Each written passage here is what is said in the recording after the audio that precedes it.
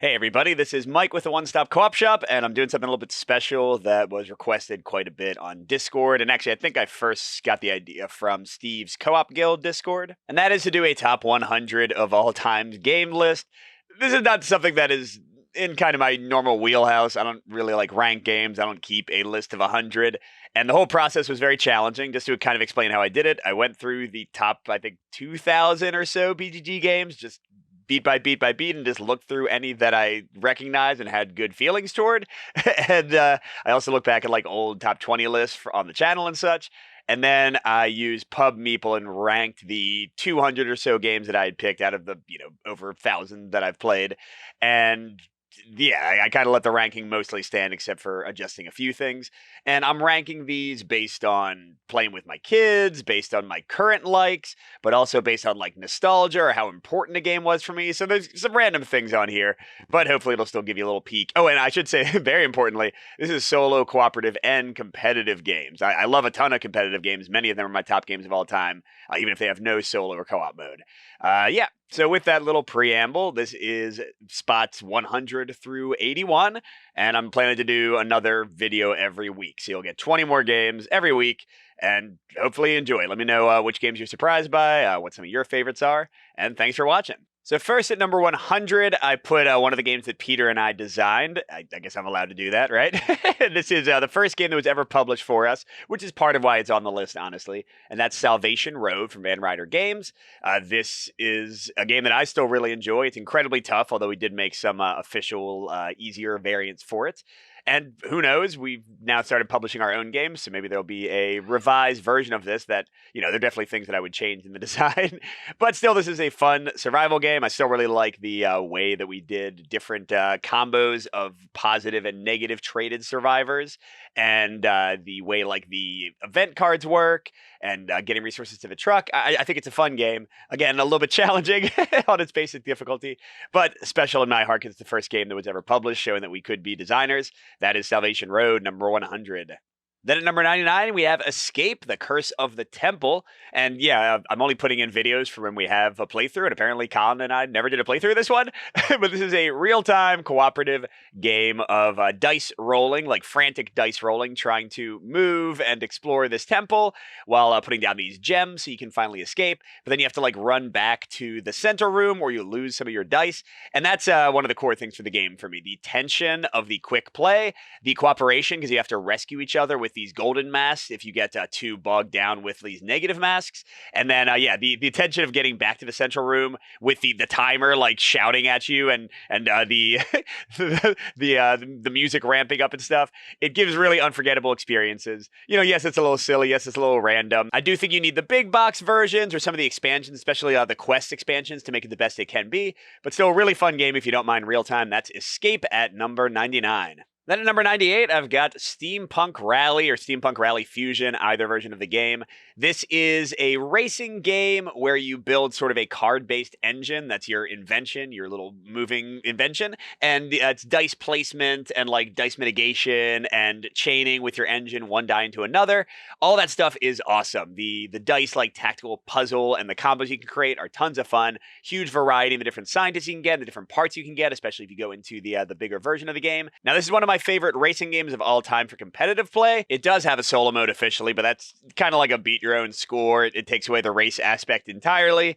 Definitely not the best way to play the game, but it's cool that it has that option. But yes, this is definitely one I recommend for competitive racing. It's awesome. That's Steampunk Rally at number 98. Next is another competitive game, a much more recent one, but this one does have great solo play, and that is Distilled, my number 97. This is a Euro, competitive or solo, where you are trying to distill spirits, the best liquor you can, basically.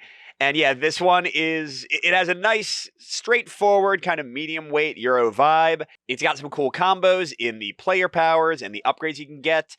And really, I just love the actual act of making the spirits, where you shuffle these cards together and take some out and kind of like discover what you've made and how good it is. Yeah, it can be a little frustrating sometimes, but there's lots of ways to mitigate the luck, and just the tension of it is a lot of fun for me. And then the solo mode is awesome for this one because it's got this really cool like pyramid structure where you have different goals every game. So it actually in some ways is more varied than the multiplayer game, and you kind of like decide which way you go. There's lots of ways to change up the difficulty and make the goals harder or easier. Just an excellent recent Euro. I really enjoy it. This is Distilled, my number 97. Next at number 96 is a war game, the first one on the list, Field Commander Napoleon. This is a solo-only one from Dan Versen Games, and this has a mix of, as you're seeing here, like big operational map section where you're trying to like move your armies around and encircle people and sometimes defend things. Tons of variety in the scenarios and what your forces are and how challenging or easy it is to reflect real campaigns in Napoleon's life. That part's great. But then you also have this tactical map combat that I really enjoy. It has some crunchiness. It has like some unit differences and then like the choices of which actions you use, and things get changed up by like these special actions and things.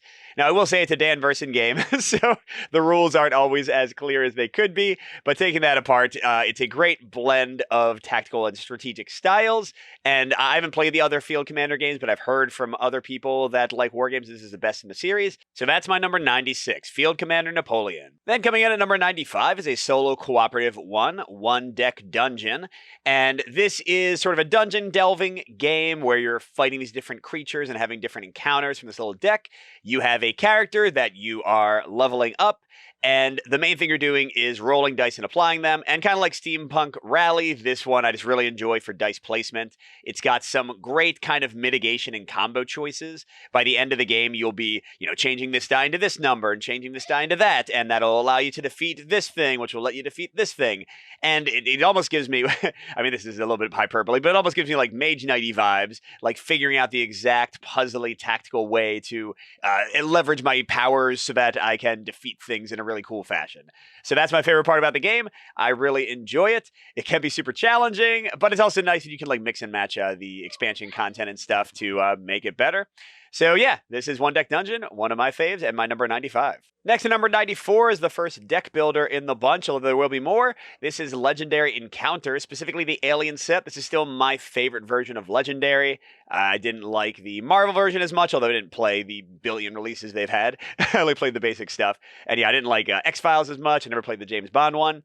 So this is not my favorite deck builder. I actually find the deck building kind of annoying sometimes. I don't love the sort of Ascension style river deck building model where you just kind of get random things. But putting that aside, I really like the encounter system of using attack to flip over cards. I like the way you coordinate with each other and can play cards on each other, and then you like get to draw replacements, so it's not even a negative thing. I like the variety in the missions. I am a big fan of the Aliens movies, at least the first three. Not so much the fourth one they included here, but I like the IPs, and they have like some kind of fun call outs to the movies and stuff. So yeah, again, like not my favorite game just for pure deck building, but for a general like tactical picture with a strong thematic element. Even if you maybe don't love the art because it's not great, Legendary Encounters Alien is a great deck building game, and my number 94. Then at number 93, we've got another newer one. This is Witchcraft, and this is kind of standing in for Witchcraft and Resistance. They use the same system. This is a solo-only card game where you're trying to survive and fight creatures with your little deck of witches. And this is kind of a reverse deck builder, because as you use the witches for their more powerful revealed side, they go out of your deck, and you get weaker and weaker.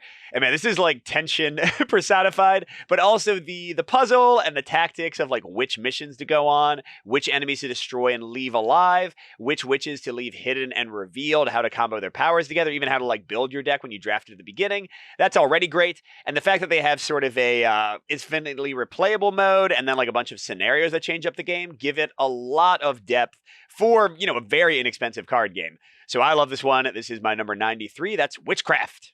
Next at number 92 is a competitive game with solo and cooperative play as well, and this is Enchanters. And this is maybe the first one on the list that's really here because of my kids, because we played a ton of this game. This one has a lot of modularity. It's basically kind of like a tableau builder, engine builder-ish thing, in that you are fighting monsters and also buying cards from this card row. It gets more expensive the further right you go, and you're boosting up your attack and defense stats, and that lets you fight harder monsters, and they're worth more victory points. But there's so many modules and sets to combine that give you different items and different combos to build. That's a ton of the fun in the game. Now, I will say, it does have solo cooperative play. It's not the best. Quest, they have like both a boss attack mode, but the rules are a little wonky and the cards don't always work that well for it. And then like they have sort of like a solo, more like score attack mode. That one's okay, but definitely competitive play is the best way to go here. That's how I played it with my kids, and we just loved it. So yeah, if you like engine building, tableau building, lots of modularity and fun choices and combos each game, Enchantress is a great one. My number 2.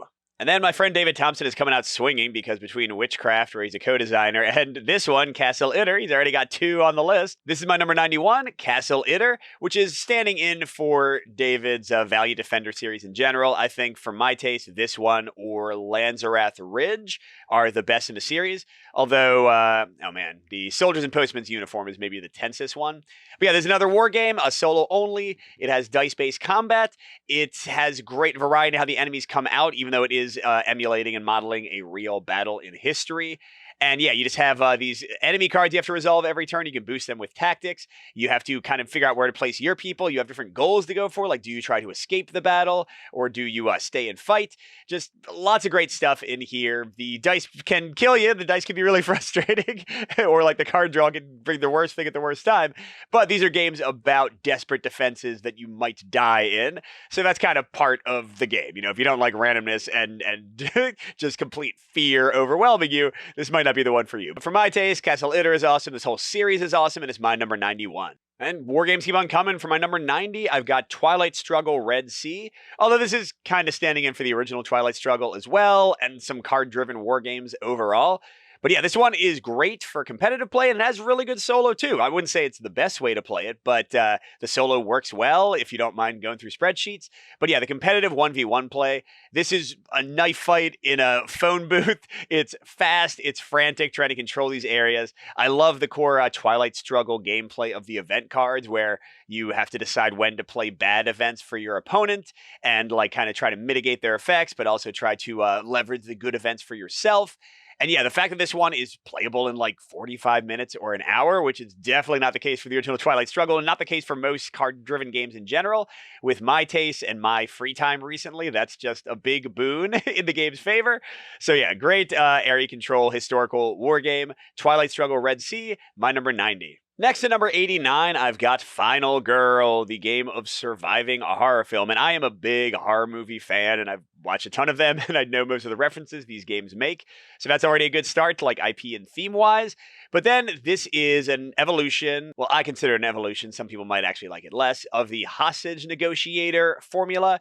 So you're playing cards and then rolling dice to kind of figure out how successful you are. And yes, this is going to be the make or break moment for the game for most people because, oh my gosh, the dice, hey, there we go, I rolled badly. The dice can destroy you if you don't do well. The dice can be your kryptonite and can ruin your experience of the game. But if you can kind of give in to it and let the game be a bit more of an experience, even though there are good tactical choices and there is like interesting things to decide here. But if you let like the experience of the events and the crazy things that happen and the crazy like NPCs that show up and just how the luck kind of takes you through a journey, I think this one is awesome for an experiential kind of emergent story game. Oh, and I should mention it has awesome modularity if you get some of the sets, just mixing and matching Final Girls and locations and killers. You know, do you want to have like an evil doll in space, like a Chucky? Oh, what was the Chucky movie in space? Anyway, you know, it lets you do wild things just like horror movies often do. That's why it's my number 89, Final Girl. And here at number 88, we get another game that we've never covered, although this one would be hard to do a playthrough of. I guess I could do a review at some point. But this is the Sherlock Holmes Consulting Detective series. I really like mysteries. I like Sherlock Holmes books. I've read pretty much all the stories, I think.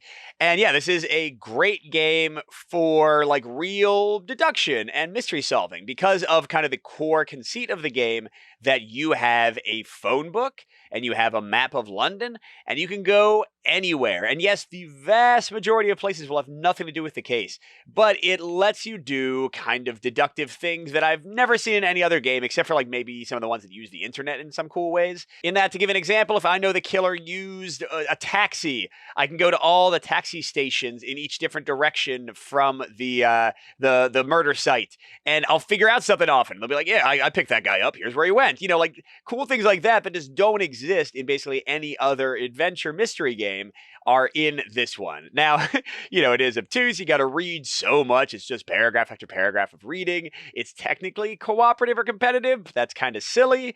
But yeah, if you like mystery and you like Sherlock Holmes and you don't mind reading a lot, Consulting Detective is a great system, a great game, and it's my number 88. And next to number 87 is another great war game. This is like the war gamiest part of the top 100, I think. These 20 games. I'll have to look later, but this might have the most. This is PAX Premier 2nd Edition. And this one has a great solo mode. This was designed by Ricky Royal, the solo mode specifically. And it's just really well designed. It kind of like, skips through some things, but really interacts with you in important ways. But putting that to the side, this is such an interesting game of kind of area control with the map. But then like the way you interact with the map is really interesting. You don't necessarily own pieces. You're like forming different alliances. But then you also have this really cool like kind of card tableau system. You can build out abilities and combos with that. But you have to be carefully paying attention to what everybody else's cards are. And it's just a great tactical puzzle. It's got good theme. It's got amazing choices. And again, the solo mode is killer. Just really, really works well. No way I couldn't put PAX Premier 2nd Edition on my list, and it is my number 87. Next at 86, we have the first of the Fantasy Flight LCG games, but it won't be the last, and this is Marvel Champions. This is Peter's favorite game. Definitely not mine, since it's 86, but it is a still really great solo and cooperative game. I'm not a big one for deck construction, so I don't get that excited by like building decks and trying out different combos. But the nice thing about this one is you can just like take the basic Iron Man deck or the basic Spider-Man deck or just combine them with some basic aspects and make the game work. It's over time grown to have great variety in the bosses. You've got now campaigns with like little comic book things. I'm not the biggest Marvel fan in the world at this point, but it's still fun to see like my favorite characters doing stuff. The card play is good. I love the system where you're paying for cards with other cards, making those tough choices. So yeah, I think Marvel Champions is not my favorite FFGS LCG, but definitely an awesome game and my number 86 of all time. Then funnily enough, my number 85 is also a Fantasy Flight LCG, or it was for a little while, but that's not what I'm ranking it on. I said that I do have some games on this list that are more nostalgia based, and Netrunner is one of the first collectible card games I played. After I got into Magic and a few others, I got into Netrunner, and I still think this is an amazing game for evolution and for innovation in the card space. Even like today with the Fantasy Flight version, which didn't change that much, just the asymmetry. This is a CCG collectible card game, or it was an LCG, where one of you plays a corporation trying to defend these agendas and advance them, and you're building out like these columns of cards to protect your agendas and also like fool each other. There's bluffing in the game in a really cool way. And then you have the other player as the runner trying to break in. I've never played any solo modes. I'm sure there's some fan-made variants for it. So this is only 1v1. But man, it was amazing for its time. I still think it's a great game, but this is mainly based on how much I enjoyed this one, how much it kind of blew me away that a game could be like this back in, I don't know, what was it, like 93, 96 when this came out? So yeah, Netrunner, an amazing card game, so innovative. Even today, still one of the coolest designs I've seen. And now going back into the nostalgia corner, let's go to number 84, Runebound. Not 3rd edition, 2nd edition. I always like 2nd edition more than 3rd edition.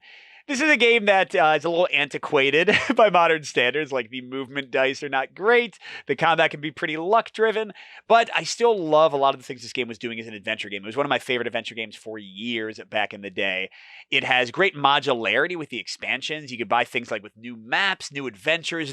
Fantasy Flight was really wild back then. Not in a balanced way, but in a fun way. Just like adding on crazy stuff to their designs.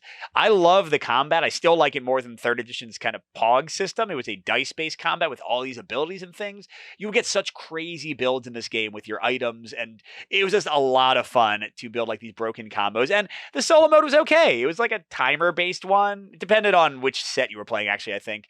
But it was okay. Like competitive was kind of cooler. The race aspect and trying to like beat the boss first was neater. And it didn't have co-op like 3rd edition got with the expansion. But yeah, this is, again, maybe not what I would play today, so should it be here? I don't know. This is my list. But it's my number 84. Runebound 2nd edition. And then next, keeping the nostalgia going, is Space Hulk. This is not Space Hulk Death Angel, the solo co-op card game. This is the thing it was based on, the 1v1 asymmetric miniature game. And yes, this edition you're seeing on screen is the one that I had, the 1989 Space Hulk. I bought this when I was 8 years old, or somebody bought it for me. And then I did get the 3rd edition. I pre-ordered it at a Games Workshop brick and mortar store. What a different age that was. But yeah, I loved this one. Kind of like Netrunner. This just blew me away with the asymmetry. One player controls the Space Marines, the Terminators, who are in these giant armor and have amazing weapons, can cut down swaths of enemies in one blast. And the other side would play the Gene Stealers, these like alien creatures. And the tension of this game, the tactical positioning. In some ways, I like the like hallway crampedness that this game had more than something like Gears of War, which is, in many ways a better, more modern tactical design of a similar kind of thing. But yeah, Space Hulk was great. This one I would totally play again today if I could find a copy, whatever edition they're on now, 4th or 5th. I think 4th might have been the last one they made. But yeah, that's my number 83, Space Hulk. Then jumping from very old to quite new, we have my number 82, which is The Light in the Mist. This is one of my favorite recent riddle, sort of like escape roomish games. It's a beautiful game. It's an inexpensive game. You are using these tarot cards that have images on them to solve really interesting riddles. And then you are cross-indexing them in like this narrative book. And it's telling this really engaging story about like family trauma and relationships and stuff. It's like a non-linear story, but putting it together is half the fun. So yeah, my wife and I have just absolutely adored this one. One of my favorite games of last year, easily. One I can fully recommend. And even though it's a one-off play and you can't really play through it again, it's still great enough to be my number 82. And finally, the last game for this video, number 81. This is one that would never be covered on this channel, The Resistance. This is a competitive hidden trader game. And if you're in the Patreon, you might have seen this. I talked about this game in one of the bonus videos for last month. But this is, I used to have a main game group that would only play hidden trader games. The Resistance was one of our favorites for years. Just, hidden trader games, if you get the right group, they can be so much fun. Just the the deception and the guesswork and I don't know. And in the video on the Patreon, I talked about how this was like one of the first games I ever played with my wife. One of the first games where I introduced my wife to like my main game group, some of our friends that are still our gaming friends today. So it's important in my life as well as being one of my favorite hidden trader games of all time. One that we just played again dozens and dozens and dozens of times. Gosh, if I was still tracking plays, I'm sure I would have at least 150 of the Resistance. So yeah, that is my number 81. So there we go. That was the first of a 5-part series. That's the plan, at least. Let me know, because I'm not recording the next video until next week. So if you have anything that is actively making this less enjoyable for you, or that you'd like to see, let me know, and I'll take it under consideration. And let me know what some of your favorite games are. But otherwise, we'll see you next week with games 80 through 61. Good gaming, and I'll see you at the next stop.